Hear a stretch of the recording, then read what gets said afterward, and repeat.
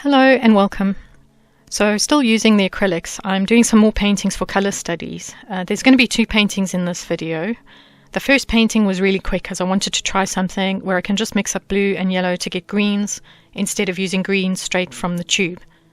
I started off with yellow and then gradually added in blue until it was really blue, and then I was just shifting the gradient back towards yellow and then bouncing between the 2 colours. This is going to help me decide if I want to use acrylics for some of the paintings that I have in mind. I know those ideas will look good in oil, so I'm kind of just giving the acrylics a bit of a chance here. I didn't want to do another garden scene, so I opted for a simple painting of a small glass. This is the basic still life type of painting. Although I'm not a big fan of still life, I understand the value it brings. It's a good, easy way to practice because you can literally choose anything to paint. Essentially, I'm picking something that isn't too dramatic, that I think would be fun to paint, or that I at least want to paint, and then I'm just getting on with it. I've cut down the paper into a smaller piece as well, so I don't need a full-size glass. Well, not unless I'm drinking out of it, but...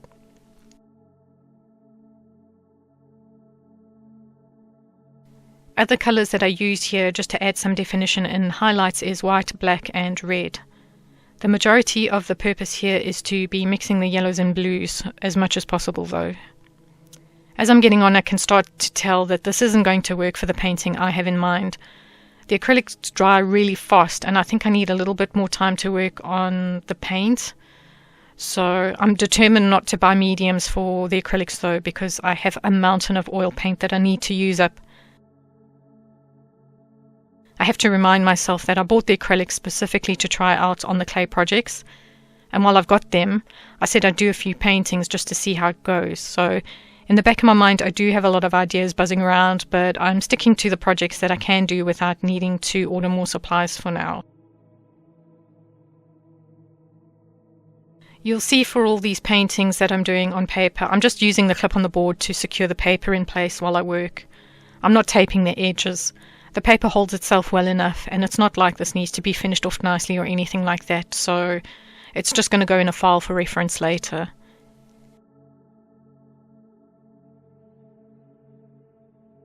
I just end up adding a few finishing touch-ups here and there, and overall for this exercise, great success. It's done what it needed to do. So moving on to the next painting. I'm painting 2 old tribal ladies who are sat having a laugh with each other. I'm not much of a people painter, but I really like the way these 2 just don't seem to care much about anything else in the world. It's like they're just in their own little space, enjoying life. Like they know whatever else is happening out there right now is just a case of, it's not my circus, it's not my monkeys.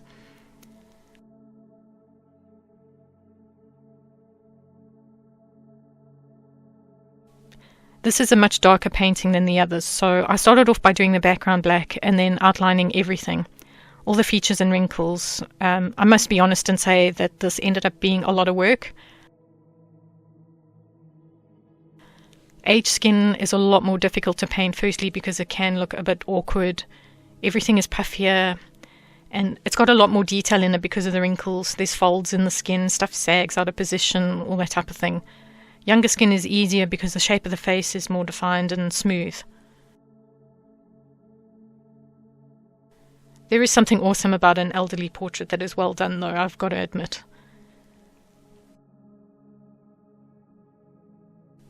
I found this painting a lot of going back and forth, so after painting in the lines, I'd get a few washes of colour on before needing to go back and redefine some of the lines.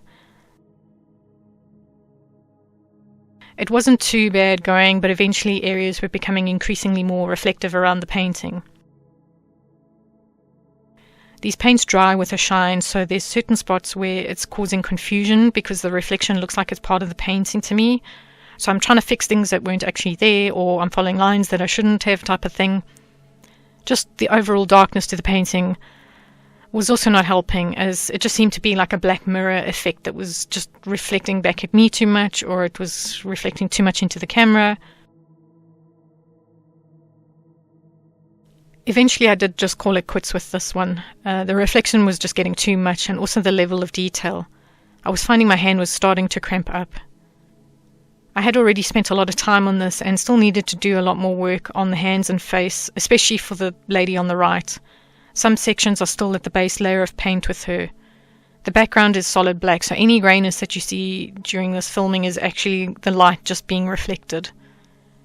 Using acrylics is different for me to get used to, but also having such a small painting area for such high detail wasn't ideal.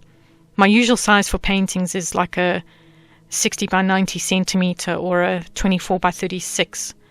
This size is a 30 centimeter by 22 or a 12 by 9 inch. I think it would have been better for me if this was done on a bigger size, or if I stuck with the smaller size, I should have maybe just done it in colored pencils or something like that. I do also have this lovely set of soft pastels that I've got stashed away that never gets used, so there is that as an option to try for this maybe at a later point. But that's also why I'm not too hung up on getting the acrylic version done. Although I threw in the towel with these ladies, this is a good reason why doing samples or test runs is so valuable. The other paintings didn't have so much of an issue with the light reflecting at me.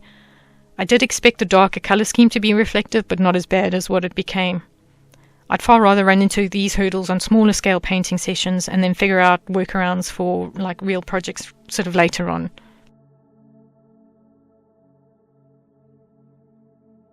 So next time I'll be switching to oils and doing a painting using the oil paper and essentially aiming to get around to doing oils on canvas again.